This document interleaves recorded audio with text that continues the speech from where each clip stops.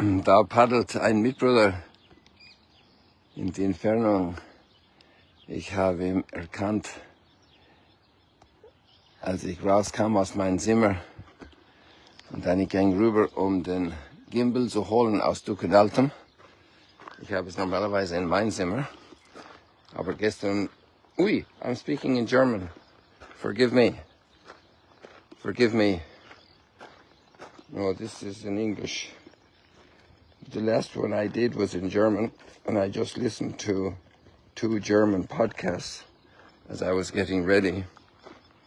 So forgive me for addressing you in the language of Goethe and Beethoven and Mozart without any music to it. But here we are this morning. So yesterday was kind of special in many ways. Every day is special in many ways. We had a marvelous concert here in Dukenaltem. It was just absolutely splendid. I only got a little bit of it. And I did include it in my German live stream yesterday, which was a day late because I had to do so many things the day before. It was impossible. I was at a completely filled day with lots of visitors and activities going on here. That's life. That was Friday, and then I made up for it yesterday with the German live stream when the concert was playing. And yesterday was a full day, and besides, yesterday something very beautiful happened, if you allow me to tell you. I went to visit a man in hospital in Haifa. I mentioned to him about him already. His name is Wilfried, and you can see where he lives more or less. Not in detail, but more or less. He lives over there in Magdala, and he's here quite a bit of time each year. And he lives near Bodensee, Lake Constance, and he's a marvelous man. A master baker, does extraordinary, wonderfully delightful, tasty cakes of different sorts, and also breads. So he had a stroke, 79, and it was a marvelous thing that happened. Going into to his room, where I was 3 days ago, I think Wednesday evening, and he was already much more alert. He had the oxygen mask, and he can't speak, obviously, and he'd hold my hand and squeeze it to affirm agreement or that everything was great. Whatever, I talked to him, his eyes lit up. And then I connected his family by video call to Germany, and they sang for him. They sang beautiful hymns, as they're very pious people. He is also. And he's one of those Germans that are completely in their heart desiring to overturn completely all the bad that happened a few generations ago in Germany, in the world, the cause of the Second World War, part of the cause of the Second World War, and to make good for the hurt done to so many people.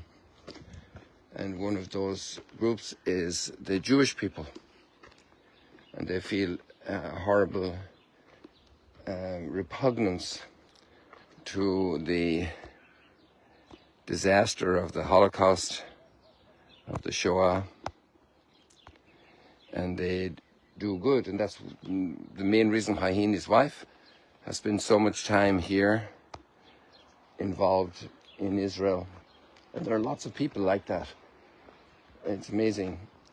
And so I obviously had the volume up so he could hear well, and his room is right across from the nurses' station, and there were 3 or 4 of the nursing staff there sitting down. It was quiet, and they were checking messages and just doing the end of the day work. It was late. They allowed me to be there that late because I couldn't get there earlier. And they heard the songs from Germany being sung in Hebrew. So they were very confused, and they thought maybe the family was Jewish. And so when we were finished, I went to tell them afterwards that about the nature of their heart and their will to do good, and that there were many people like that. So then they wanted to verify that they were Christians. And among the nursing staff were also some Muslims. And it was just such an impact, humanly, spiritually, the warmth, the discovery for them. They had never known about this or thought about it. And I also connected Wilfried with a man from East Germany. He's part of an organization from Saxony, and they are tradespeople, and they have an organization that comes to fix the houses, roof repair, plumbing, or anything that's needed. I'm sorry, I'm trying to fix the phone here. It's just not level, and it doesn't leave me in peace when it's not level. But we'll just have to put up with it, I guess. They come to do all these different things, and I know many groups of these people who have come over the years. They always also come to Magdala to see our site and to pray here. And so I told these people about this, and they just were overwhelmed with joy and warmth. It's amazing. And then I was going by another patient group going out, and I just noticed the side of my eye, and there was a man in similar condition to Wilfried, and obviously a Jewish man, and his wife. And I went, and the man waved at me, but it turns out he was in the same condition as Wilfried. He couldn't speak. His wife said that to me. It was kind of clear. He didn't have an oxygen mask on, but he obviously had suffered. He's in the neurology department, so there were some major issues that he had to deal with. And I told them this story, and it brought joy to them. I was so happy coming back. It's amazing the amount of goodness that's going on in the world that we don't know about. It's truly amazing. And there's a lot of trouble. A lot of people are people of doing evil, people of doing war, violence, terrorism, very heavy hand, destroying the lives of many people in different ways. Sometimes it's just by destroying their reputation, but sometimes it's also destroying their physical homes, their reality, their lives. And then you have others trying to build up and do good and build bridges. And the victory is for good and for love. No matter how advanced the process of destruction might appear to be in many ways, there is such amazing, amazing good. And that's one of the big conclusions you can get from the gospel today. There is such amazing good. And I think we can just do the text. And I have in my heart a lot of things to share in the homily this morning at Mass in this regard also at 8:15, so in 2 hours time. So it's there's a lot. It's a very short passage. It's only 3 or 4 verses, and you can see why then in the first reading we have from the Acts of the Apostles that the people were thrilled, they were delighted. It's a beautiful expression. The Gentiles were delighted when they heard this. I have made you a light to the Gentiles, that you may be an instrument of salvation to the ends of the earth.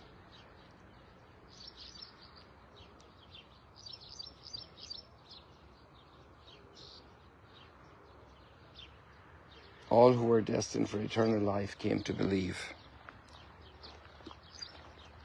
This is in the Acts of the Apostles reading. And the word of the Lord continued to spread through the whole region. This little piece of the text expresses the delight of the discovery of being loved, of being forgiven, of renewal of life, of the promise of eternal life. It's just amazing. Hey, look at this lonely one over here, perched on this stone.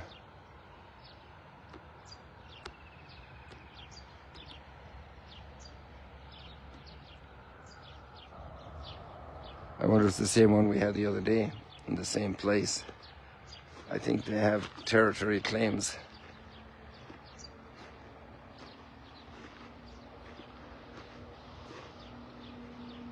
A massive wingspan, beautiful.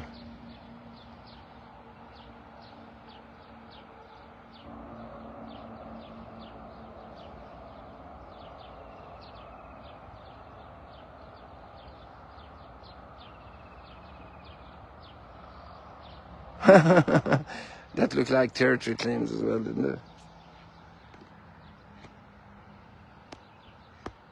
And you can hear them cackling.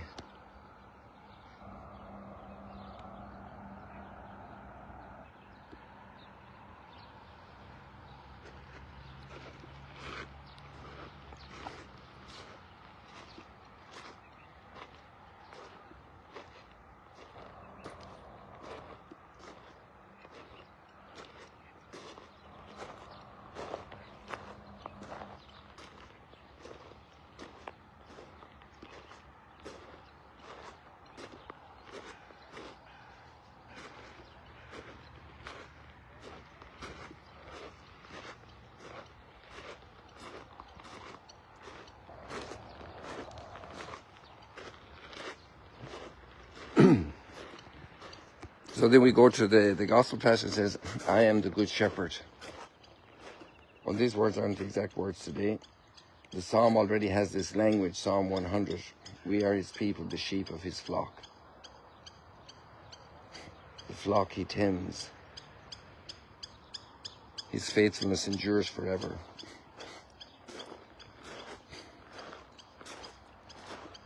My sheep hear my voice. I know them and they follow me. I can imagine Jesus as a boy on a farm, helping, maybe even they had a few sheep or goats themselves, and was watching the ones that weren't carpenters like Joseph, watching the flocks, and then knowing this psalm, and as his awareness of his mission developed, and this image, feeling the love of the Father. My sheep hear my voice and they follow me.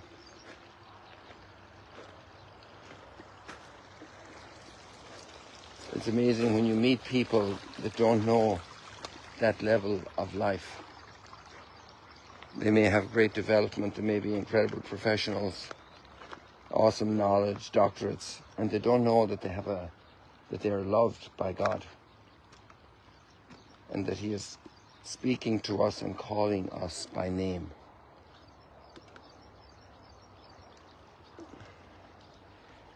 There's a lot of loneliness in the world, a lot of people eating alone, a lot of people living alone,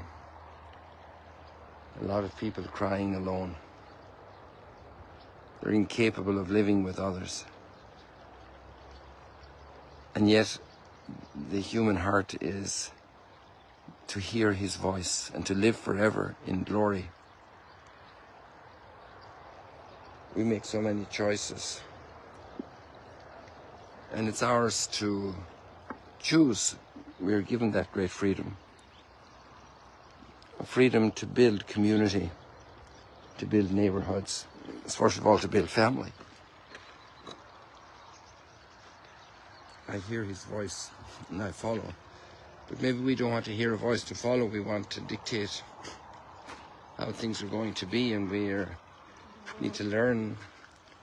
And the bottom of it and the base of it and the confidence we can have is that we are loved.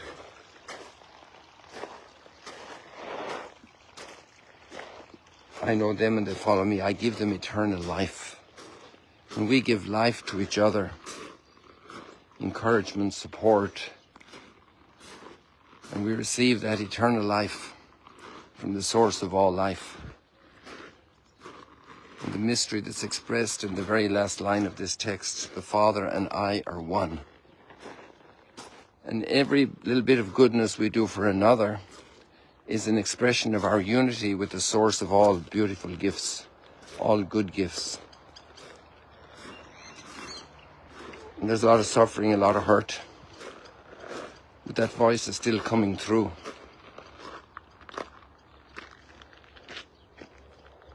That voice is still coming through. And the mystery that's in each person, and particularly in Jesus, who was here at the Sea of Galilee, with these fishermen, with these disciples, walking these shores.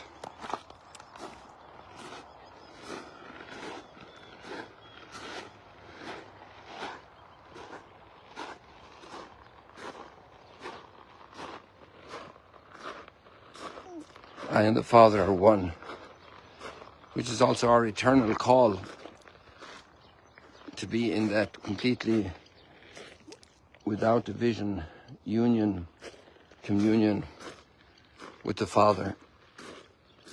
The immensity of love that way exceeds the immensity of matter and stars and grains of sand and shells.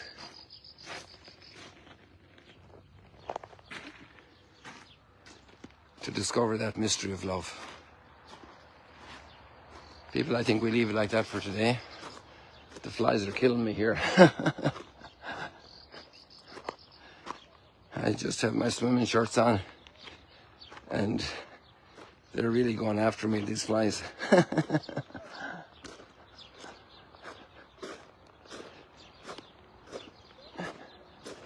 People called somebody today by name, because that may be their first experience today to remember that they're being called by God. How many times Jesus called people here at the Sea of Galilee by name. And at the resurrection he said, Mary. And she recognized his voice.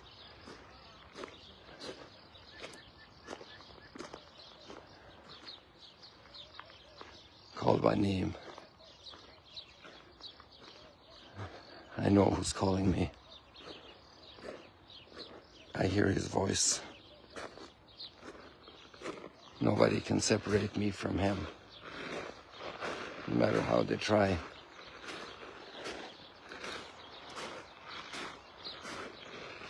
People, God bless you. See you later, alligators.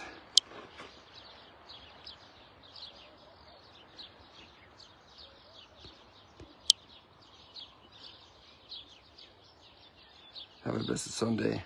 Call somebody by name, kindly, with love, with goodness. You might be the echo of that heavenly voice calling them forever by name.